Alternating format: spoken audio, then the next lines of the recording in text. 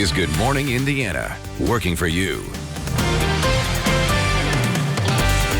Good morning to you. I'm Lauren Casey. The time right now is 4:27. We want to get to our top stories today on this Wednesday. Before we get into our show this morning, let's take a look right now at what we have, starting with Avon. Community schools over out in Hendricks County, they're heading back to the classroom today.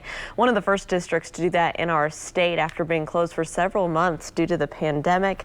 We'll be taking a look at what they're doing to protect students and staff from the coronavirus. Students, as of now, will be going to class in person 5 days a week. They have been taking a look at the cases out in Hendricks County where they're located. Each community obviously very different, and they say that there's only been about 20 new cases per day out there. So we're going to be checking in with them and seeing what the latest is as students head back to the class for the first time in several months. We do want to look at the latest COVID cases right now here in the state of Indiana. These were reported by the State Department of Health. There are 809 new cases of the virus reported as of yesterday at the lunch hour, bringing the total number of cases to more than 63,000 in our state. New deaths, 16 here in the Hoosier State related to the coronavirus. That brings our death toll to more than 2,700 for the state of Indiana since this pandemic started. Our positivity rate continues to drop slightly. That's at 8.9%. Positive tests coming back today. Let's take a turn right now to our forecast. Todd Clausen is standing by from home. Todd, yesterday was beautiful outside. What can we expect for our Wednesday? You know, it's not a bad day for us here, Lauren. It's probably a little bit warmer today than it was yesterday afternoon and maybe just a touch more humid. But overall, it's the best day that I have left in your 7-day planning forecast. Yesterday was probably the best weather day of the week, but today, not bad. Get out there and enjoy. Temperatures right now range from 63, very comfortable in Logansport, to 71 in Muncie, 69 in Indy, 64 in Bloomington. Yesterday, we were watching that patchy fog develop at this point of the morning as the sky started to clear. Don't have too much in the way of visibility issues here this morning. So as we go throughout the day today, up to 88 degrees for your afternoon high temperature. Fairly low humidity again today. You'll notice it a little bit as the day goes on, but nothing like we dealt with earlier in the week. So overall, it's a very, very nice Wednesday. Storms return to the forecast starting tomorrow. We'll talk more about that coming up in just a few minutes, Lauren. All right, Todd, thank you so much. Something else we'll be talking about when we're heading back to school, our special needs students here in the state of Indiana. Our Care Kenny is taking a look at what resources are available to families right now, making sure that these students aren't left behind as we've been home for a long time. A lot of them may have some health concerns as we head back to the classroom. So she's going to be taking a look at what the state is doing to help these kids. That's coming up right here on Good Morning Indiana. This is Good Morning Indiana, working for you. Students in at least one central Indiana community will be back in the classroom starting today. Now at 4:30, the district's plans to keep students and teachers safe during the pandemic. Plus, there's just a lot of unknown right now for substitutes. It's a problem that schools have been facing for a long time, long before the pandemic. This morning, new concerns about substitute teacher shortages and who will be there to step in if teachers get sick. And workers at poultry plants across the country say working conditions are unsafe. Working for you, we're taking a look at the lawsuit saying a USDA ruling is putting employees at risk. But first, here at 4:30, I want to thank you for joining us on Good Morning Indiana. I'm Lauren Casey. Todd Clausen is standing by from home today. Todd, what can we expect in our midweek forecast? You know, Lauren, we're going to continue with the sunshine. We're going to continue with the seasonable temperatures. And overall, it's a pretty nice summer day in store for us here across central Indiana. Temperatures this morning are sitting in at the 60s everywhere except Muncie, which is always usually running a little bit warmer, at 71 degrees. 67 right now in Greencastle. 66 is the current temperature in Martinsville. And officially at 69 degrees here in Indianapolis. Yesterday morning, there was some patchy fog. You noticed the view, even though it's dark out. Obviously, at this hour to the north, shows no visibility issues here in downtown Indianapolis. So that is great news. The one thing you will notice today at times, there may be a little more in the way of cloud cover. So instead of mostly sunny like yesterday afternoon, I think we can call it partly cloudy, but those showers near Chicago and in lower Michigan, that's where they should stay. They should not impact us here throughout the day. So take advantage of the sunshine, up to 83 degrees by the time we get to the noon hour, with our high temperature later on today, Lauren, getting up to 88 degrees. All right, Todd, thank you so much. Let's take a look right now at traffic as you're heading out on the roads. This is on the southwest side of town at I-465 and Man Road. Traffic in this area is traveling up to speed. No major delays right now to slow down your commute. So let's take you over to I-465. This is at Pendleton Pike on the northeast side. Traffic is moving along smoothly this morning. No major delays here, but of course we'll keep our eyes on your roads throughout your Wednesday and keep you updated on any ways that you need to reroute. This morning, one of the state's first school districts to be impacted by the coronavirus is preparing for students to return. Students at Avon Community Schools will return to class in just a few hours. School officials say they've reviewed the latest virus data, which shows that Hendricks County has fewer than 20 new cases per day. School administrators say their plans are in compliance with the governor's plan. Students are expected to attend in-person classes 5 days a week. However, the school's plan also includes an e-learning option for those who are uncomfortable with the in-person setting. This morning, as schools here in central Indiana and across the country prepare for the new school year, one question remains. Will there be somebody to step in if teachers get sick? Dan Grossman takes a look. As a mother of four, Catherine Barrett has found herself at a crossroads. There's just a lot of unknown right now for substitutes. One that pits her love for her career as a substitute teacher in Florida against the safety of herself and her family. I love my job. I know a lot of substitutes say it's not worth the money to go back. We make just above minimum wage. Right now, it is a crossroads being navigated by countless substitute teachers nationwide as they try to get back into the classroom. And it has the potential to worsen a problem that has been growing since well before the pandemic. It's a mathematical certainty. We are going to be opening up schools without enough teachers. Nicola Suarez is president of Kelly Education, a substitute teacher recruiting firm. In the mid-2000s, the group says 10% of incoming college freshmen were pursuing a degree in education. Today, that number has dropped by more than half to 4.5%. Add in the fact that many substitute teachers are older retirees. They might choose not to come back because of the health risks. It's one of many reasons why Kelly Education estimates teacher vacancy rates will increase by 50% and the need for subs will rise by more than 70%. We've been working around the clock, even since early spring, anticipating what that demand is going to be. And I think that probably every single school district are going to require substitute teachers. To incentivize substitute teachers, states have adjusted. In Iowa, the governor suspended the limit on how long a sub can teach a certain class and decreased the minimum age requirement from 21 to 20, hoping furloughed workers and recent grads may look to subbing as an alternative. What if I get sick? I don't have any medical insurance through Kelly Services, so am I going to be on my own for 14 days while I'm out quarantining? Only more uncertainty this mother weighs and manages as she decides the future of herself and family. I'm Dan Grossman reporting. Well, this week you'll have a chance to hear from Marion County's school and health officials about safely reopening our schools. Our partners with Radio 1 are hosting a town hall Thursday from 1 to 3 p.m. Local leaders will talk about best practices to help keep your children safe. You can listen live on the Radio 1 stations and on the RTV6 Facebook page. The time right now is 4:35. We need to turn to the latest information surrounding the coronavirus in the state of Indiana. This morning, state health officials confirm more than 800 new cases of COVID-19. That brings the running total to nearly 64,000 cases since the pandemic began. Health officials also say 16 more Hoosiers have died from the virus. More than 2,700 people have died in Indiana from COVID-19.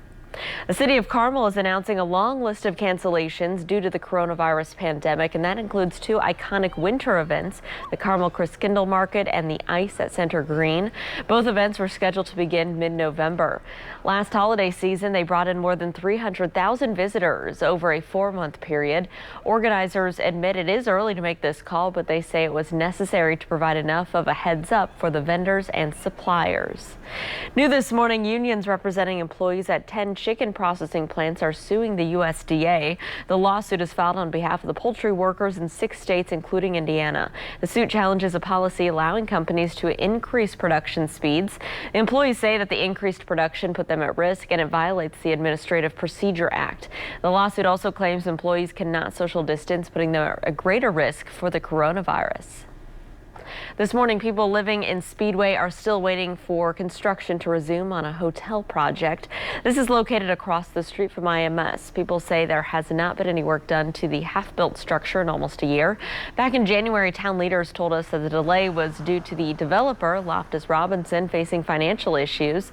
Now they say the potential partner is negotiating with Loftus Robinson. Leaders are not releasing details, but they say if it works out, the project could get rolling again. People who live in the area hope that that's the case. I don't think I've ever seen people working at the construction site. I moved in last fall. It's kind of an eyesore, but it's probably got the making of something really spectacular if it gets finished.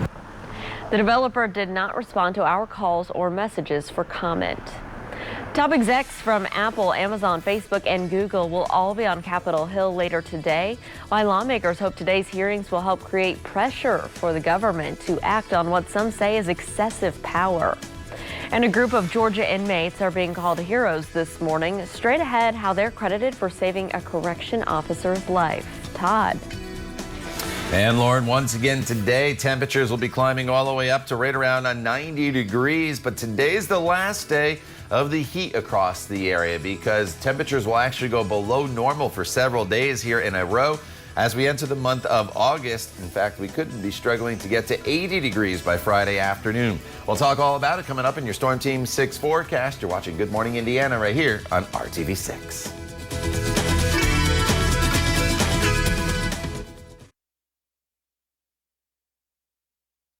Welcome back. The time right now is 4:41 here on your Wednesday. This is a live look at your commute down in Johnson County. Good morning to you. I-65 here of you at State Road 44, exit 90 to Franklin and Shelbyville. You can see traffic is moving along smoothly, both northbound and southbound. No crashes or delays to slow down your commute. Now to a historic hearing today here on Capitol Hill. Tech CEOs will be grilled by lawmakers, some of whom claim that companies like Google and Amazon, they have way too much power. Here's ABC's Alex Prochet. This morning, the chief executives for the world's biggest tech companies preparing to appear on Capitol Hill for a historic antitrust hearing. Amazon's Jeff Bezos, Facebook's Mark Zuckerberg, Apple's Tim Cook, and Google's Sundar Pichai, a group that includes two of the world's richest men. They're expected to face questions over whether the size of their companies stifle competition. In his prepared statement obtained by ABC News, Zuckerberg will tell lawmakers that companies aren't bad just because they're big, adding Facebook became successful the American way by starting out with nothing and providing products that people find valuable. Zuckerberg telling a Senate committee 2 years ago that Facebook has a lot of competitors. Apps to email the same service you provide. Well, we provide a number of different services. Is Twitter the same as what you do? It overlaps with a portion of what we do. You don't think you have a monopoly? It certainly doesn't feel like that to me. Okay.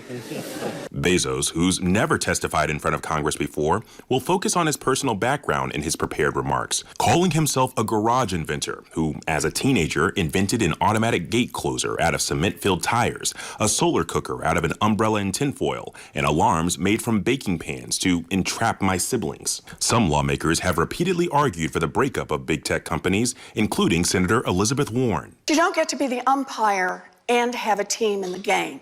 But many financial experts insist big tech companies benefit the economy, including the vice chairman of Morgan Stanley, who recently told CNBC, "What would we have done during the pandemic if we didn't have companies like Amazon?" As for Apple's Tim Cook, he's expected to address criticism over Apple's App Store, which is the only way that iPhone users can download apps.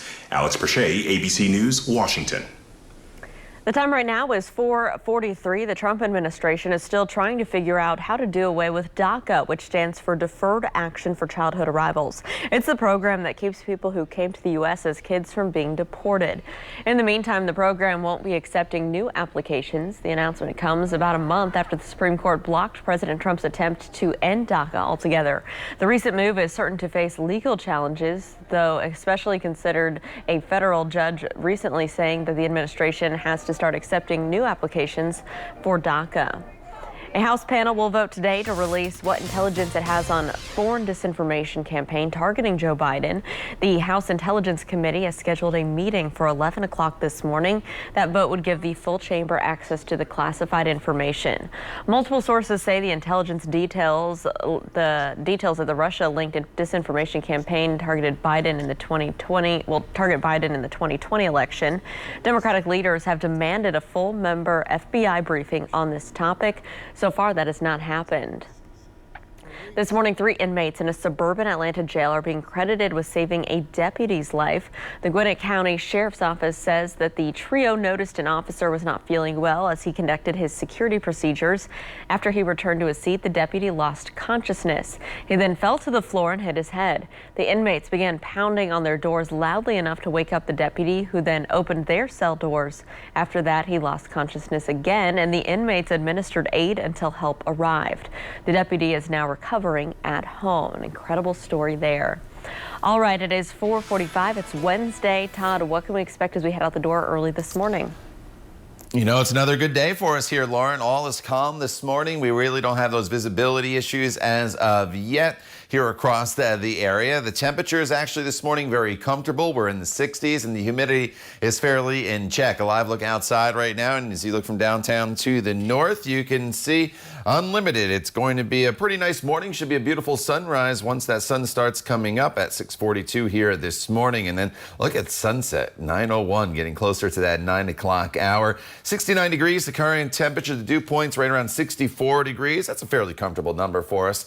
And that's where we're going to stay, as I'll show you here in just a second, throughout much of the day. 64 in Bloomington, 66 in Richmond, as well as Greencastle right now. Peru currently at 65 degrees throughout the course of the day. Those dew points really don't move much at all. So the humidity level that you walk out to this morning is going to be the same that you deal with later on this afternoon. Now, the temperature is obviously going to go up throughout the course of the day today, but the humidity levels are going to stay fairly in check. Few clouds out there. Those returns on radar that you see north of Lafayette, those are not rain showers, just a little bit of feedback. Oftentimes on clear mornings like this, we could pick up the wind farm there north of Lafayette that you probably have seen on your way to Chicago on I-69. So I think that's what's showing up on the radar there. And throughout the morning hours, skies will be partly to mostly sunny. The closest showers are in the Chicago area, moving through southern Michigan and the lower peninsula. That's where they should stay. The one thing you will notice today, I think, at least compared to yesterday, is just a little more in the way of cloud cover as we work our way into the afternoon hours. Temperatures today will be coming up into the mid to upper 80s, so just slightly warmer than it was yesterday. This evening, if you have plans, mixture of sun and clouds, temperatures falling back down into the 70s by the time we get to 10 p.m. And then for the day tomorrow, this is when changes start to occur, and several things happen. One, it's a little bit cooler, with a high of only right around 81 degrees, but we also bring in the chance of some scattered showers and thunderstorms across the area. Tomorrow is not a washout, but it's a day that we do bring some showers and storms back into the forecast, especially as we get into the afternoon hours, and then they'll fade as we get a little bit closer to sunset. There's a common theme in our 7-day planning forecast once past today, and that is going to be the chance of showers and storms. It's a pretty unsettled weather pattern going through into the weekend. No day is a complete washout, though. That is the good news. There are a lot of dry hours mixed in. It's just a little unsettled. And then you also notice the temperatures. Today, 88 to 83 tomorrow, and then highs will be right around 80 degrees Friday all the way through the middle of next week. Lauren? All right, Todd, thanks so much. Let's take a look at traffic as you're heading out on the roads this morning. This is a look at I-70 a little east of State Road 267, where you can see lots of headlights. Traffic is already picking up in this area. Something to keep in mind, we have the ramps closed on eastbound I-70 at State Road 267.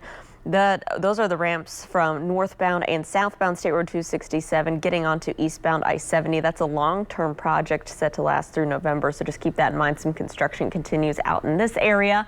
One more live look at traffic this morning as you're heading out on the roads. This is I-465 near Michigan Road up on the north side, where traffic is moving along just fine in all directions. We'll continue to keep our eyes on your roads throughout the morning, and we'll keep you updated. This morning, the Federal Reserve says it's extending lending programs until the end of the year. These are the loans to small and medium-sized businesses. They were supposed to expire at the end of September, but the Fed says the 3-month extension will, quote, provide certainty that the facilities will continue to be available to help the economy recover, end quote. Analysts say this decision is a sign the central bank does not think the U.S. economy has weathered the pandemic storm just yet. So are you considering adopting a puppy and adding one to your family? Here's a reason why maybe you should. A new study shows that young children with a family dog appear to show better social interactive skills. Researchers say kids with a family dog were 30% less likely to show antisocial behavior. Those children were also more than 30% more likely to engage in behaviors such as sharing and helping others. Researchers say the study did not prove a cause and effect link between having a dog and a child's behavior. Life in the fast lane continues for one USAC racing legend. Coming up, how Dave Darland is still turning laps with drivers half his age, and he's leaving many of them in his tracks. Plus, reports of child abuse, they've fallen during the coronavirus pandemic, and experts say that's actually unsettling. In about 15 minutes, our Kelsey Anderson looks at the reason behind this drop and how you can help protect Hoosier kids. It is 4:50. We'll be right back here on Good Morning Indiana.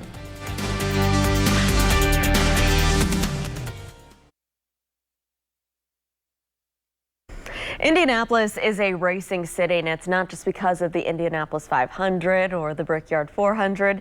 USAC is a big part of the city's rich racing history, and one of USAC's legends is still dominating, leaving drivers who are half his age behind.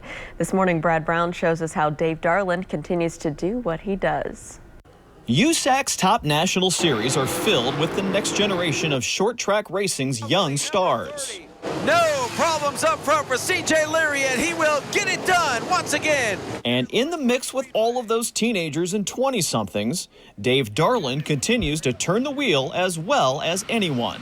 Yeah, it's like the old Garth Brooks song, you know, the competition's getting younger all the time, and that's true. At 53 years old, Darland has pretty much done it all in his racing career and raced against some dirt track legends. There's been lots of them, you know, going back to Bob Kinzer, Jack Hewitt, Rich Bogler. I mean, nowadays, you know, Sunshine and Justin Grant and Wyndham, and, you know, I could name, there's a bunch of, there's always been, you know, a big list of great drivers, and that's not changed today. One of just 6 drivers to win all 3 USAC National Championships, Silver Crown Sprints and Midgets. His 62 sprint feature wins are still the most all time. 2017, a member of USAC's Hall of Fame class. So what keeps him going? I can't really pinpoint what does keep me going. I still enjoy it to a certain level, but, you know, it's deep and competitive, and, you know, we're somewhat competitive, just not quite maybe like I used to be, but we're still having fun and things are going okay. The Darland name runs deep around the dirt tracks. Dave won 100 features driving with and for his dad, Bob. Now in his 5th decade behind the wheel, Dave continues carrying on a tradition of hard work and dedication to racing.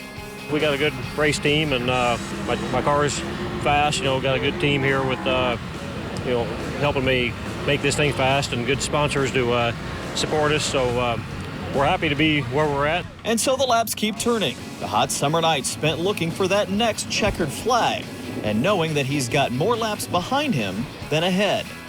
It is winding down. I'm not going to do this, you know, very many more years, but it's still fun, and I enjoy it.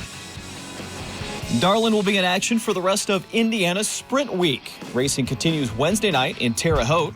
On Thursday, it's Lincoln Park Speedway in Putnamville. They'll be in Bloomington on Friday, and Tri-State Speedway in Hobstadt hosts the finale on Saturday.